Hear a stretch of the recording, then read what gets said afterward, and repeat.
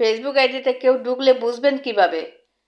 প্রথমে Facebook official অ্যাপসে যাবেন, 3 ডট মেনুতে চাপ দিবেন, স্ক্রল করে সেটিং এন্ড প্রাইভেসি পাবেন, আবার সেটিং, দেন অ্যাকাউন্ট সেন্টার যাবেন,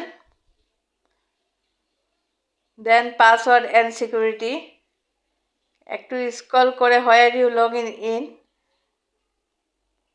তারপর আপনার প্রোফাইল পিকচারটা শো করবে।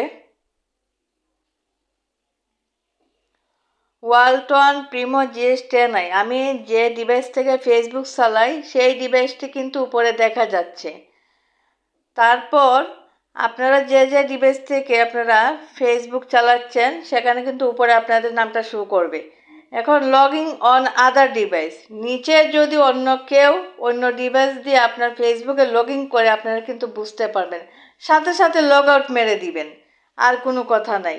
তাহলে আপনাদের আইডি অথবা পেজ সুরক্ষিত থাকবে, ব্যাকে চলে আসবেন।